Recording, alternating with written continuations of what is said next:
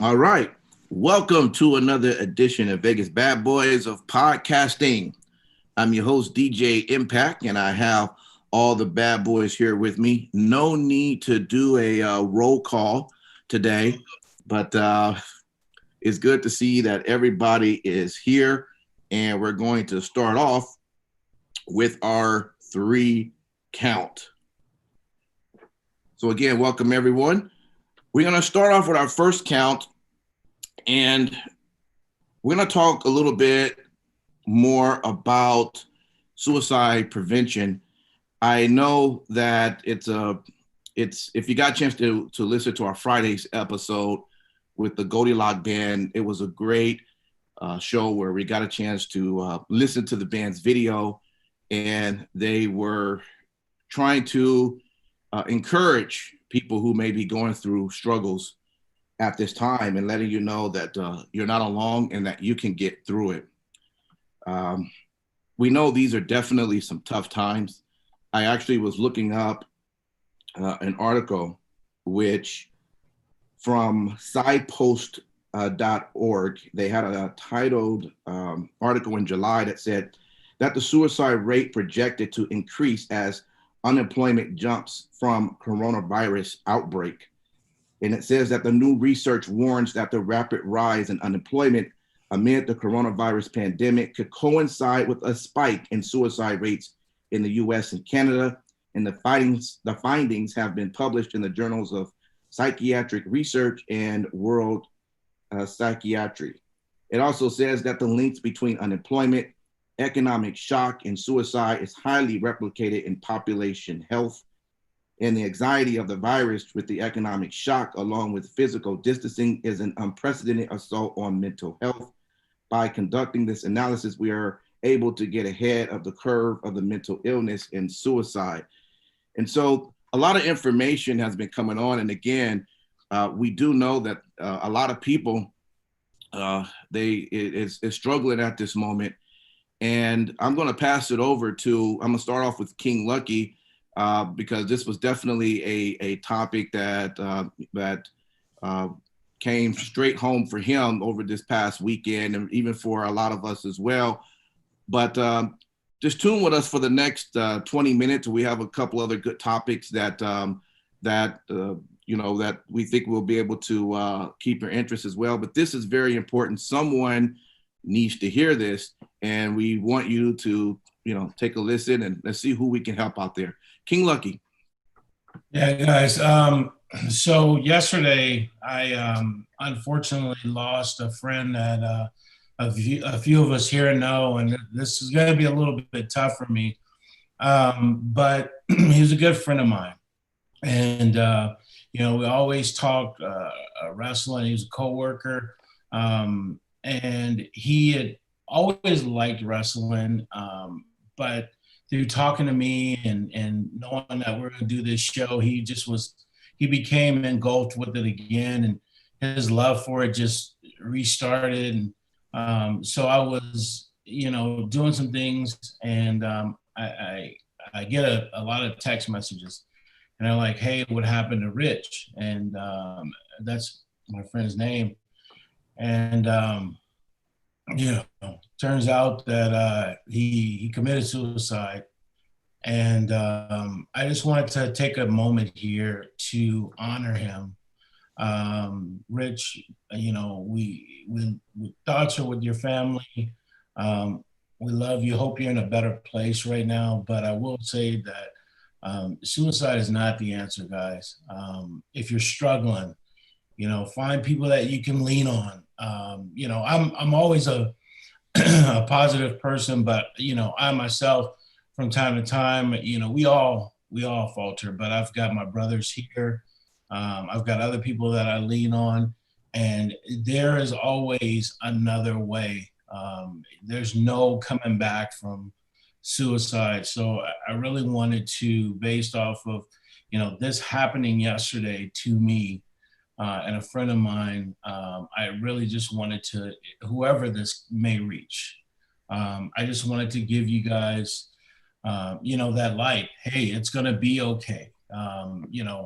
before we started doing the show. A lot of us had a lot of energy, and the show has helped me, kind of channel that energy into something positive. And so I just want to say, for anyone out there struggling, depression, any kind of mental illness, you're not alone. And the number for the National Suicide Prevention Lifeline is 800-273-8255. And if you need help, please, please do not wait. Do not hesitate. This man was a great man, always smiling, always laughing. He'd text me whenever, middle of the night, early in the morning, because of his love of wrestling. And he left behind two boys and family that love him. And you just have to know that, maybe if you reach out, something might click, something might deter you from doing harm to yourself. So please, if you need help, 800-273-8255. Yeah, absolutely, man. This has definitely been a tough weekend. I know for you, King Lucky, and some of the guys. Let me open the floor up to the rest of the gentlemen here. Anything else that you want to add to this? I know this again. It sometimes gets lost in the fold as so much is going on right now in the world. We sometimes just we forget that there's a lot of issues that are happening. And even reading the article, I was thinking, yeah, I mean, there's people that are in this tough situations right now. Just imagine when this happened, especially during the start of this virus. A lot of us thought, hey, when our jobs were on pause, that at some point we were going to get back to it. And many people are finding out that it's a wrap in terms of the careers that they're in. And it becomes, well, what do I do? How do I, everything has been going to plan with helping out with family and you could just be overburdened by so much. So, gentlemen, the rest of you, what is your take on this? That's shouldn't be overlooked any longer. You know what? I'll start. Yeah, I think a lot of, when we talk about, the virus, I think what the virus has really granted us all a better perspective, not only of where we stand before the virus, but where do we stand as far as, our values, what do we value ourselves, our families, our friends, our community, our sense of community. And I think that, we all, being in this virus, have realized, or in the state of the COVID virus, have realized, what do we deem as support? What do we recognize as support for ourselves? I know for myself, before the virus, I wouldn't always reach out all the time, anytime I was experiencing stuff. But during COVID now, I definitely rely on, communicating to, certain people and, kind of talking thoughts out, and, anxieties or happiness, anything. And then also the door, swings open both ways for anybody that wants to talk. I think that's the biggest thing, because at the end of the day, I think this virus has taught us that we are all in this together. Doesn't matter where we were, what status we were before the virus, we are all in the same thing. We all have things that we're going through, and it is difficult. And I think us placing value on strength together in numbers, leaning on one another is going to be vital. And, we definitely don't want to see, stuff like this happen, or stuff like this happen in general. But, this is happening all over the world, especially right now. And I just ask everybody that's watching and whatnot, please try to find ways to be there for your fellow brother and sister as best you possibly can. If they're calling and they need someone to talk to, just take it, because, sometimes that phone call and you being there may help, and, that's all I'll say about that. Yeah, absolutely. As you fellas know that whenever I see anyone normally when you call my number, there was probably anywhere between a 95% chance of me picking that phone up. Even if I'm knocked out sleep, sometimes I'll quickly try to sound like I wasn't, just because I want to make sure that you guys are good. I don't want anyone to think you're calling going, oh man, why am I bothering him about this?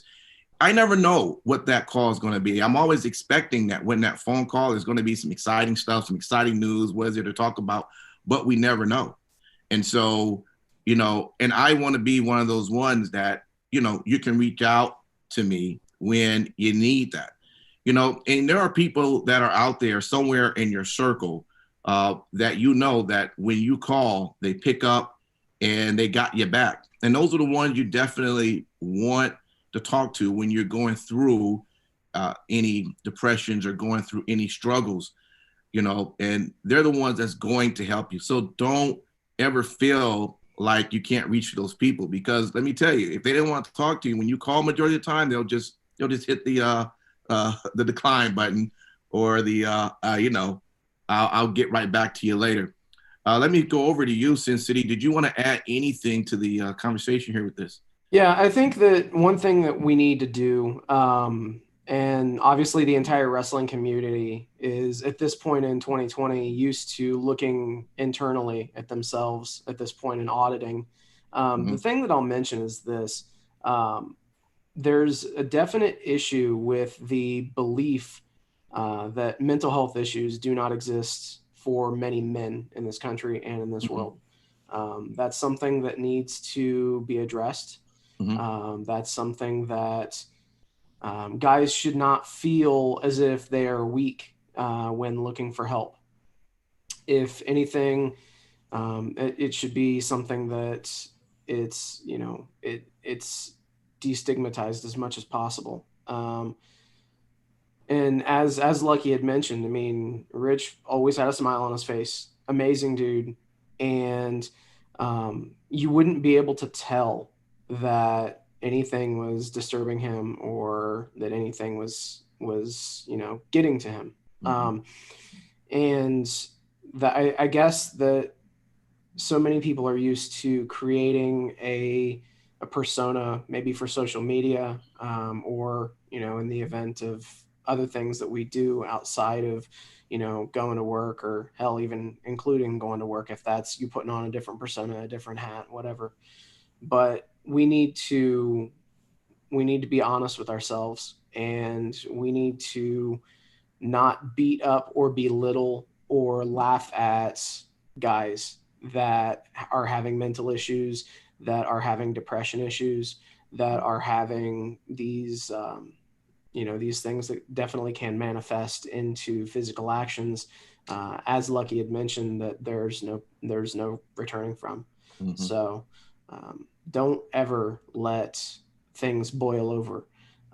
Lucky had mentioned the National Suicide Hotline. There's also the Veterans Crisis Line, which is 1-800-273-8255, and then select option 1. Or you can just text 838-255. I'd like to thank John Hobson in the chat for throwing that number out there. But thank you, guys. I'll also say too, it's encouraging, during this time when you're off, to see people still continue to maybe work on their craft. If you're a wrestler, I know we're a wrestling show, but even people outside of the wrestling bubble, to work on things that you enjoy, that help, distract you from what's going on with the pandemic. A lot of it can be just, you might lock down, but just from people that I know, seeing them take up a new hobby, or, for me, it was learning how to cook, and I mean, I knew how to cook, but learning more about it. And really at the beginning of this whole thing is diving into, how to make our podcast a better podcast in a lot of ways. from the things that I do. So that kept me busy, and still keeps me busy. And so I think if you can pull things away that maybe you always wanted to do, read a book or, whatever it may be, things that'll keep you busy, that'll help you navigate these waters of untrying times. And I just encourage you, please find something to do with your time, because an unoccupied mind with a lot of thoughts, it can be very, very dangerous. Matt Michaels. Everything's so I'll lighten it up a little bit and go with Lucky. Did you just eating food over the podcast? Oh man. Well, you got to eat. Facts. It's not called learning how to eat. It's called learning how to cook. Hey, you know what they say about teaching a man how to fish, right? Fish for a lifetime. That's it. I learned how to cook a little bit better too, so I'm with you on that one, Lucky. I already knew how to cook, but I learned how to cook healthier foods. So I'm with you on that one, and that kept occupying my mind. Like Lucky had brilliantly stated, keeping your mind occupied, learning new trades, new things. It right now we got a lot of us have a lot of downtime, and doing stuff like that does help a lot. So it's very good that you mentioned that. Yeah. And if you just let your mind wander, that's when you end up with stuff like person, woman, man, camera, TV.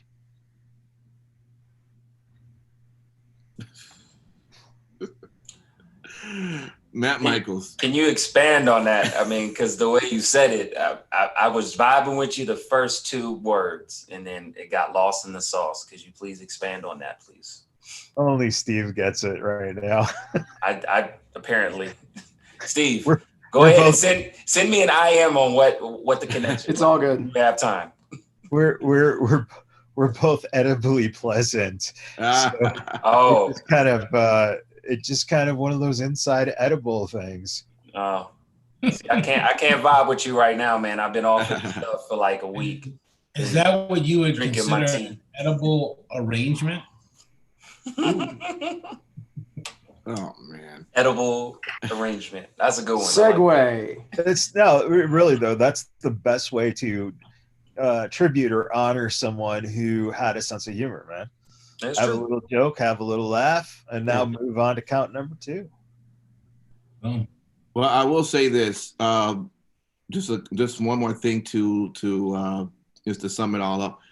One thing is, all your friends and family and people who you're close with, just keep up with them, keep in touch with them, and just make sure that if you see any moods that are different from the way that they usually are, to just see what's going on. I mean, sometimes we just kind of just ignore that, but hey man, you ain't looking yourself, man. What's going on? And go sit over. And D, I'm sorry, but this is a very important point to that. Mm-hmm. We have a stigma of thinking that people who commit suicide are depressed. Mm-hmm. All right. So that is not the only sign of emotion where you can look out for someone. If someone is in extremely happy mood, that's also a possible sign. Mm-hmm. So it's not just basing it off of one thing. It's basing it on all spectrums of knowing that person. Exactly. And if they've changed just a little bit, that makes you question, something's up, that just go for it. Talk to them about it. Ask them about it. Yeah. Worst thing can happen is they go, "You're fucking nuts." Exactly. Good. So with that, we're going to go right into our second count, and it comes from talksport.com. And this is a This was pretty good. Josh Barnett, right? I guess he's in MMA. I wasn't too familiar with him going forward, but he is a former heavyweight champion. In UFC. He says he fought now contenders like Daniel Cormier in the finals for the Strikeforce heavyweight title back in 2012 and wrestled for New Japan. And but his Bloodsport show with GCW or what have created a ton of buzz in the industry. So he had some things to say about Raw Underground, right? Because that's kind of the the same idea that Raw Underground now is taking on. And his initial thoughts on that is, it's something he finds, cool and entertaining for the most part. He says that it does take a special kind of understanding and acknowledge to put such a thing together and to find the right athletes as well. Timothy Thatcher learned directly underneath him, and of course there are Shayna Baszler and Marina Shaffer, and is that Jessamine Duke are folks that are ready for this particular competition. Overall, though, and he also mentioned a few others that he would like to, if he could come in as a trainer, would be really great. And he mentioned, of course, Jonah from Bronson Reed, or Eric from Viking Raiders, Bobby Lashley, Dolph Ziggler. He says, hey, he's definitely a guy he would take, Daniel Bryan, and so on. So use the guys who are already being used. Hey, but one thing, though, he says they need to get rid of all the strippers and the Attitude Era stuff. That needs to go. And you know what's so funny about that? I see you guys shaking your head. I was actually looking for the strippers. I actually was hoping that they were going to double down, and I saw the money over there going, hey, here's all the money. I thought I was going to see some guys over there smoking a little bit on the corner. I was looking for that, and they took the strippers. I'm like, listen, wait. Go ahead. We're going to definitely stick to what he's saying, but I thought that part of it was, I'm not feeling it. I think they should have went the other way. King Lucky, let's talk about this. Is our boy here right on what his thoughts are? Yeah, certainly. Listen, let me just kind of start where you left off at. I've never been one to shy away from strippers, okay? Yeah. Start there. But I will say that they had no place in that little, the dancers or whatever you want to call them. They had no place in. Anyway, talk with someone who fucking knows what they're talking about. Damn. Come on, taking away the strippers. Oh my God. What do you fucking work for Disney now? Hey, I like to have that Disney paycheck. Hey, real talk. I will say this. It made sense the first time when they had the strippers because they called it Raw Underground. So I get that. And so when you have an underground scene, I don't know if you guys have ever went to underground fight syndicates. They had a couple in Vegas, probably before y'all moved here, and it got quickly shut down. But that was kind of a little bit what the scene was like. It was just makeshift. Definitely nobody had a business license. Are you keeping the strippers or are you getting rid of them? I don't care if the strippers are there anyways. I don't give two shits about them. Are you keeping them or if they're my business, I'm keeping them because at the end of the day, men are going to spend money on strippers. At the end of the day, those girls need to go to college, and there is a man that is willing to fund them like a grant. So at the end of the day, I get that. But I was only going with the question because the person who wrote the article did make the comment that, get rid of the raw attitude type of strippers. I get that. For me personally, I would keep the strippers, but for me, that's not a big deal because this is just TV. You see what I'm saying? But I do want them to have an underground type of feel to it. Don't just have it to where I want it similar like Bloodsport. I get it. But I want it to have like an underground feel to it. Maybe some other stuff. Okay, if you took out the strippers, let's do it to where there's some, I don't know, gambling, but you don't really show gambling. Some type like that. But like, hey, fucking putting on fedoras and shooting craps. Fucking dice games. I'm not talking about craps. I'm just saying, have some guy walk around. Maybe there's a dice game happening. No. When I'm talking about gambling, I'm talking about with what we're talking about. Like, look, man, I got I got 4 stacks on freaking Ziggler, man. And he's coming around. Who has it? Somebody running around in the background. You don't have to focus so much on it. But to me, that looks more of an underground type scene if they're going that direction. I kind of like the underground segments. I was looking forward to this Monday. Yeah, I like what it sees. Is there more work that needs to be done? Possibly. All right, Sin City. Cool with it. Let me ask you. So at least I didn't get muted. So shit. It says so. Look, for it seemed to be more legitimate in my eyes. They really just need guys who need to go out there and know how to make it look like a legitimate, straight up, sincerely intent wrestling match. Do you agree with Josh on his points there? 1,000%. Okay. 1,000%. You have to have people that have a little bit of legitimacy. It's 2020. Stop insulting your fans' intelligence. Mm-hmm. If somebody shows up on WWE TV, 99% of the time, people are going to know where that person came from. So they're already going to have some built-in credibility when it comes to a worked shoot sort of a contest like what we're seeing with Raw Underground. Mm-hmm. I mean, if they try to take it over the top and make it just obscenely ridiculous, and that when I say obscene, I'm not saying like anything gratuitous, but what I'm saying is that if they if they overproduce the underground segments, as WWE tends to love to do, they find something that happens to get over with people, and then they just beat you over the head with it for the entire show. So as long as they don't do that, it'll be fine. Do you keep the strippers or do you get rid of them? Fuck yeah. Fuck yeah. Keep them or fuck yeah, get rid of them. I don't think you get rid of them. Are you handing out pink slips or are you handing out bonuses? Bonuses. Okay. Either way, you're in the pink. Hello. Oh. Hello. Hey, well, let me ask y'all this question real quick, if I can, while y'all munching down this joke. Oh, would you like to see a segment come from Raw Underground on the next pay-per-view?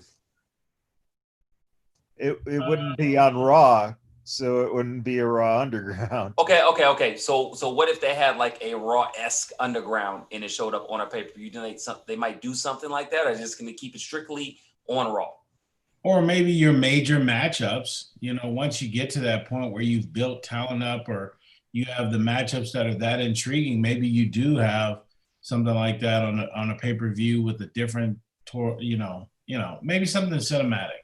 But yeah, I would be okay with it. Because I like the format. Real talk, I like the format. But what I'm wondering is it going to be just exclusively for Raw? Which kind of sucks because I'd like to see that extend over to SmackDown some kind of way. I mean, can it make it open invitation for any brand? I don't know. I'm just curious. So now you're instead of building talent, you're just gonna bring over talent. You're gonna compete with your own brand.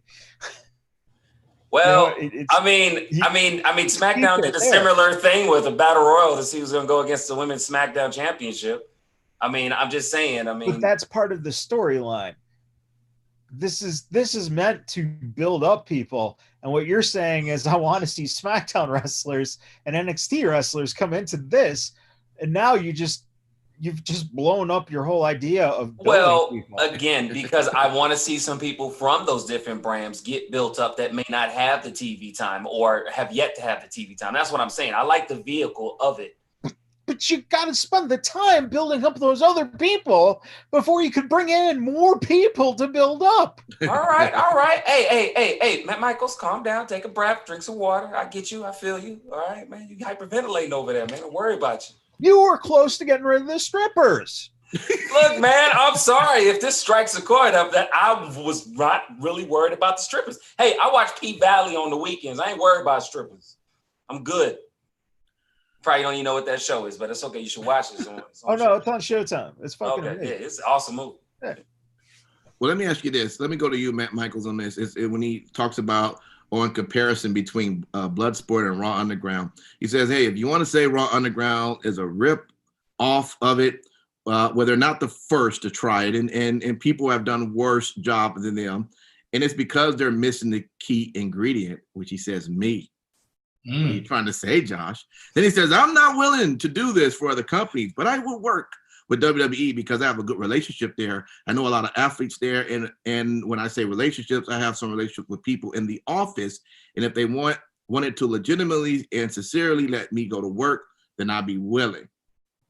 So what do you think? You think Josh? I mean, overall, he's giving props to it, and I mean, he is a legitimate person in this sport, and he likes what he see here. Is he saying, hey, let's just make this a real deal, but make me a part of it? Call your shot. Ain't nothing wrong with that. Shit, it's exactly what he's doing. Wrestling 101. He's putting himself over. I'll tell you what, he's been such a mentor to the people that you've mentioned that I would love to see him. He's a character too. Through his days in MMA and other stuff that he's done, he's a character. It'd be a good get if WWE did that. Okay. So, I think Jim Barnett has not been relevant since he sold Georgia Championship Wrestling. I just so Josh Barnett there, Matt Michaels. No, his name's Jim. Anyway, don't worry about DJ Impact. He's a little woo.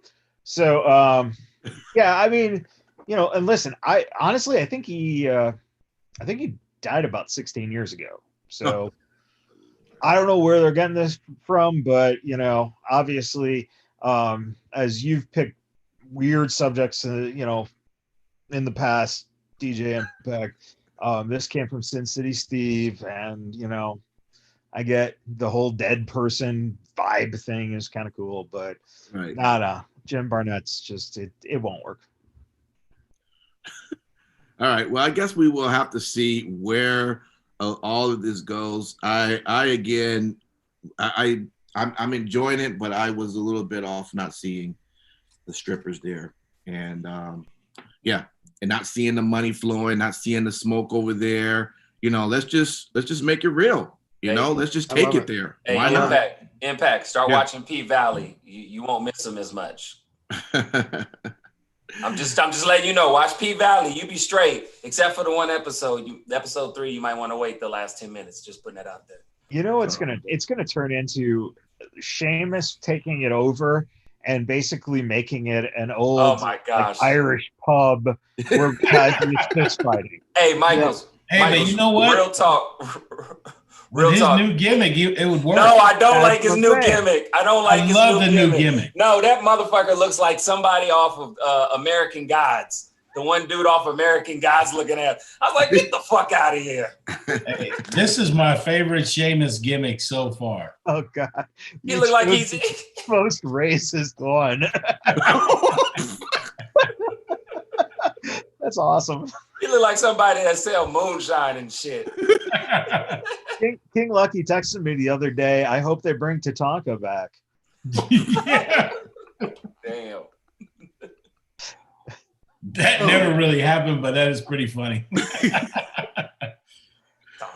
All right, y'all. Well, we will jump over into our third topics that comes from Forbes.com. Never do that again. Or you're banned from bringing Forbes articles on the show again. Don't ever do that again. And it's titled, Former WWE Stars Struggling to Find Their Footing in AEW. And of course, we have those that are doing quite well, right? We got Chris Jericho and Jon Moxley. You got Cody holding the fort. But the article happened to mention a few other names like Shawn Spears. And, I guess he was saying that the widespread belief was that Spears is one of the first marquee WWE-linked names to sign with AEW. It would be used much better there, but that simply hasn't been the case.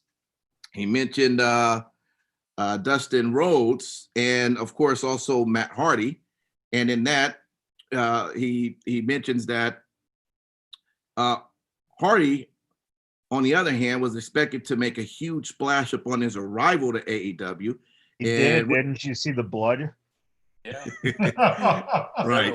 Most blood I've ever seen in one splash, man. And with the expectation so high, even Hardy has agreed that he has failed to live up to them. And, you know, it also says that, you know, he left WWE for that creative control. And yet the many faces of Hardy in AEW have largely fallen flat. And Hardy himself has admitted that. How about the good old Brody Lee, right?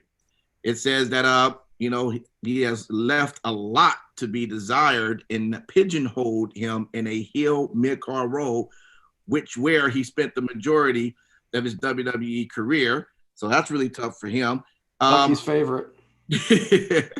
And then he pretty much just sums it up, the article, saying, look, in other words, virtually every major former WWE star not named, of course, we talked about it, Cody, Jericho, Moxley, has had a rough go around in AEW, some due to COVID-related travel issues like Pac, and others because they simply haven't been booked well, which is a growing trend for the company. While the jury is still out on the new arrivals like FTR and Matt Cardona, who's only signed with AEW short term, the plight of many of WWE turned AEW stars should serve as a cautionary tale that not every star who leaves WWE for AEW is really finding greening pastures everywhere. All right, let's get right to it. Sin City Steve. Oh. What is your take on this particular topic? You agree with him, or you think he's way off? So I think that, as with everything, you know, he's not 100% spot on. He's not 100% wrong. There are people that have, you know, missed the mark upon getting to AEW. Sean Spears, without a doubt. Brody Lee, I would agree with. I am very interested to see what kind of direction that they're about ready to go with. And obviously, you know, the rumored alliance between Spears and FTR. I think that that'll benefit all three of those guys. And obviously, if you have Tully with them, essentially making a new Four Horsemen, whoever they choose to put in there as that fourth person will be beneficial from the giant rub that they're going to get anyway. But yeah, I definitely agree. Brody Lee has fallen short. I think that there have been dashes of greatness here and there, but it's like you'll see one thing that's great, and then for every week where everything looks good, there are two where it's just off. So I definitely would agree that people have been underused, misused, whatever categorization that you want to use. But I don't think that it's as huge of a deal. I mean, you're going to have that, you know, your success rate's never going to be 100%. Your fail rate's never going to be 100%. If that was the other way around and those guys are going into WWE, you'd be shitting all over them right now. Listen, you can say whatever you want, bro, but hey, the fact of it is, it's really easy to throw shit at WWE when it seems like as if the product as a whole is at the lowest point that it's been at in terms of viewers, because it can be argued that the creative is so bad. So, I mean, if you want to say that I would give them shit, then yeah, of course. But in their short period that they've been on TV, AEW has, you know, not insulted my intelligence much, if at all. And I think that they have done an amazing job for the first year in business. They doused a guy in fucking gallons of orange juice on a $7,000 white coat. Oh, they are spot on. Very, very strict storytelling by the book.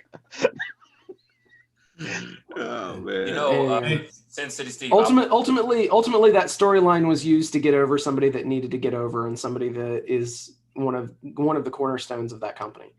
So, you know, say what you will, but it did its job.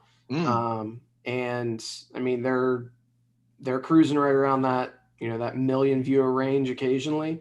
They just need to be more consistent with their booking. That's all that it is. If it was Vince's company and you were dumping stuff, it would be shit. And that would be acceptable. Orange Spears, no, that's not original, man.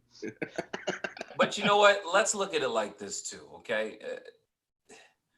WWE having a large amount of resources and an expendable, supply of people that they can get to jump on. And that's not to say AEW don't have deep pockets, okay? AEW has done fairly well for themselves, and they're going through, I believe, my opinion, the normal track. You're going to have some ups and you're going to have some downs. Do you see what I'm saying? And I think that AEW is doing, decently well. I'm sure that they'll pivot and reposition and do a better job. But I think the reason why most people give WWE shit is they should know better. Do you see what I'm saying? They've been in the business how long? But let me ask you this. Let me jump back right quick to Simon Street over to the topic at hand, though. Okay, so we have a lot of the wrestlers that come over from WWE over to AEW. Why does it seem like some succeed and some don't? You got Jericho and Moxley, Cody looking well, but what happened to Spears and Matt Hardy, Brody Lee? What happened to these guys here? And we can't say, well, some of these guys haven't been there long. I mean, Spears hasn't been wrestling as long as a lot of the others, but I mean, Matt Hardy, this guy's been around for the beginning. What's your take on that? Why does it seem like some, successful and others aren't? Well, I mean, I don't completely agree with the author of this article. I mean, with regards to Matt Hardy, I mean, I think Matt Hardy has done a great job utilizing what he had. I mean, I think for AEW? For AEW. I actually watched it. I'm just saying, he hasn't done bad. Y'all make it seem like he came there and he was just quiet. I mean, he might be quiet down a little bit, but not even that. I mean, come on. I mean, he fucking levitated or whatever the hell he did, presented himself all over a fucking arena. And what was wrong with that? I was entertained by that. And what are they doing now? Now he's just regular Matt Hardy who's pissed off because his head was broken open. I mean, fucking pick something. But I feel like that's not a big problem for me. Again, for me. Continuity, as some people would say. Let's be real here, Michaels. It is continuity to what he said he was going to do. He said there's different versions of Matt Hardy. It's a fucking shirt with the different versions of Matt Hardy. So right now he's laying low as whatever version of this Matt Hardy it is. I mean, I don't see the big problem. I'm not saying there's different versions of Simon Street too, like the muted one. Listen, for me, one of the things that when you look at this and people that are jumping ship, you're in the middle of a pandemic right now. So sometimes things that'll catch fire in terms of angles or the debuts, it's getting lost right now. So I don't think it's a huge issue. I think that as things progress and you start to get fans back, whether it be a year from now or however long it will be, they'll just continue to throw stuff at these guys until something sticks. I do have a problem with the way they bring guys in, at the top of the card. You saw it with Brody Lee, you saw it with Murder Hawk, and then they lose, and then it's kind of like, well, what do you do with them? Same thing with Sean Spears. I mean, you're not going to go higher than Cody at this point. So they brought him in, feud with Cody, and then you go way back down to the end of, the rung or the pecking order. So, but here's the main question on that, though, and I think this is a valid point. They've got Hangman Page, and he's really not doing what they, were going to make him the face of the company, make him the baby type thing. Yeah. And, the fact of the matter is that why is he hanging up there when Spears could easily be hanging up there? Very true. So I think there's a little nepotism there too. Yeah, very true. There's a couple of other names that was mentioned. I mean, what about Jake Hager and Lance Archer, right? Yeah. I mean, these should be powerhouse. Why are they not like being dominant right now? Lance Archer is definitely dominant backstage in the dressing room. Well, and we'll talk about it later, but I mean, I'm losing interest in the Archer and Jake thing. I mean, they're just beating up nobodies week to week. And then you didn't like the crazy old man with his shirt off? Yeah. Well, I wasn't expecting for him to have something written on his back. It's just bad booking, you know. It's even if you don't have anything for him, then just do some vignettes or stuff like that to keep it interesting. So as the bottom line then, would you say, I'll go over to you, Matt Michaels, is this that, hey, if you're a star over at WWE, or maybe you're not where you want to be, but you are still a WWE superstar, and your contract is either coming up or you just want to be released, and you're thinking about AEW as being the spot, maybe you shouldn't attempt to go over there. Would you say that? How many zeros? That's the only thing that matters, bro. Yeah. I mean, think about it like this. Well, you know what? Well, look. Well, here's the deal. So, fine, you get paid and you're happy, but what is that doing to your product overall? I mean, you as an individual is happy, but your company as a whole, how is that looking? I would say that's a very good point. Let me answer that. Let me answer that question. But you're speaking as the talent, though, Matt Michaels. I get that. As a talent, sure, pay me whatever. I don't care. But as a fan, as we are, what would we want to see, if anything? I know you go, what does it matter? But I'm just saying, still, as a fan, you want to be able to see product that is represented and entertaining, correct? You're conflicting two different totally things. I mean, one is simply the fact of the person who is getting this money. Sure. And you know what? Well, that's true. In the end, I always say this, the fans don't fucking matter. Yeah. Even the wrestlers have to look out for themselves and their family first. And if you're entertained, great. But if I'm doing shit and they're still paying me, I'm doing what they're doing. Yeah. Okay, that's what they're doing in the WWE. But if you can go somewhere else and get a huge paycheck for doing it and just doing the same thing, I mean, Brody Lee is essentially the same fucking thing in terms of where he is and positioning right now. And he's probably a lot happier right now. He gets to talk and he gets a paycheck that looks good. Sure. That's exactly what I was going to say. I would rather be in AEW, get paid well, whether I'm doing good shit or bad shit, have a higher percentage chance that whenever they do want to call me to do some shit and I come up with some brilliance, it could happen with less red tape than WWE. That's the way I feel. And listen, we'll go to someone who's not a WWE person, but someone who is a huge example of this right now. And that's Sonny Kiss. Sonny Kiss he was able to collect a paycheck for weeks on end because they were doing nothing with him. Yep. But when he's on TV, he's spot on. Yep. So if they blow it, they still have to pay him. And you have enough of a highlight reel to take from what you've been on TV to your next employer. So I will say too that going along with this topic, there was some rumors making the rounds this weekend that lots of WWE talent, current talent, is looking to sending fillers out and stuff like that, trying to move over to AEW. So I don't know how real it is, but to their points, if the checks are clearing, it's from your sources. From my sources tell me. Yeah. Raja.com. Yeah, so you don't have to worry too much about it. So Shant in the chat says Brody Lee is one that's shining on AEW. If you watch BTE, there's a segment with the Dark Order and Brody Lee, and it's very entertaining to watch. That, and they also show hints of it on AEW. His character is by far one of my favorites from the ex-WWE talent on AEW. Wow. I will say, Shant, that in general, While I was hopeful for Brody Lee, and I thought the Dark Order was a cool concept, I don't want to see them on BTE.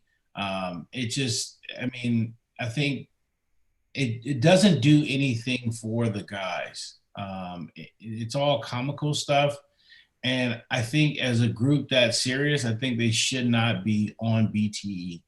I know it's a way you want to showcase talent and get them over and stuff like that, but it does nothing for me with the Dark Order. So I ain't got a problem with it.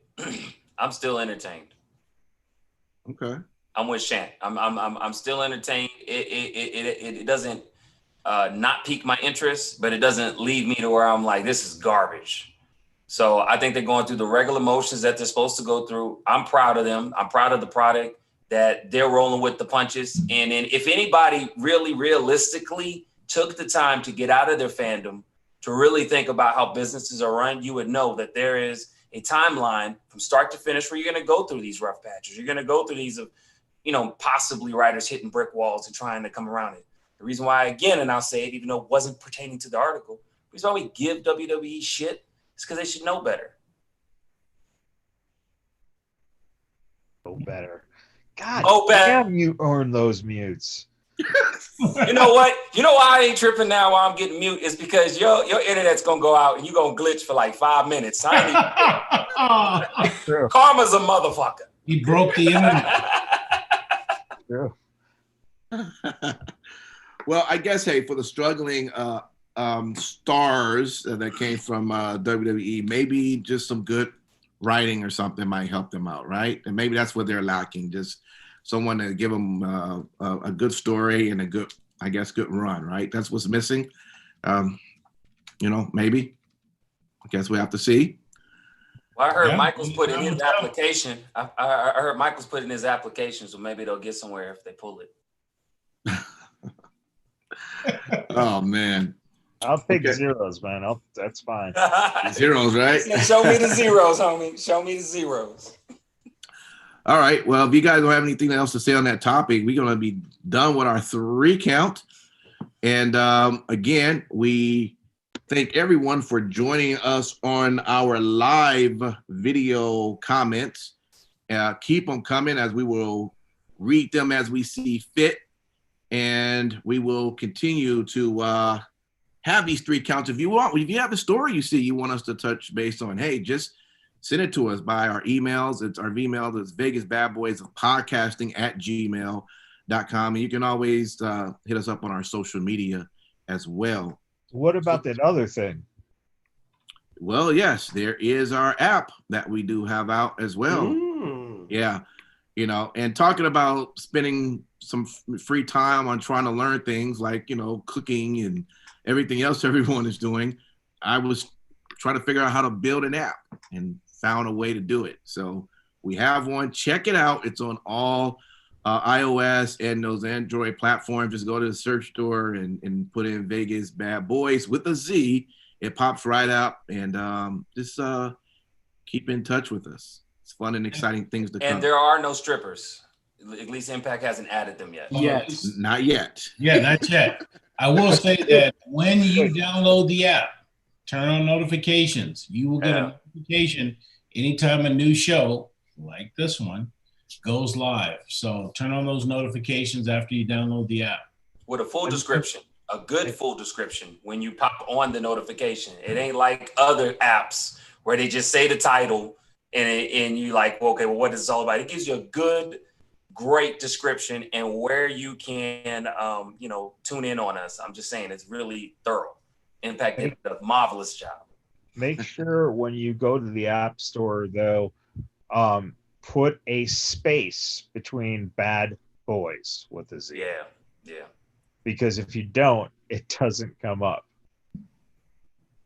And unlike Fortnite, we are on, Apple, iOS, and Google in the App Store. Unlike Fortnite, throwing some digs out there. Well, at one point, I thought maybe I was going to have to create a lawsuit because they were the only ones not approving it for a minute. You know, hey, but Apple, man, they don't mess around. So No, they you don't. know. Raven says he's going to download the app when the strippers are in. So you got some work to do.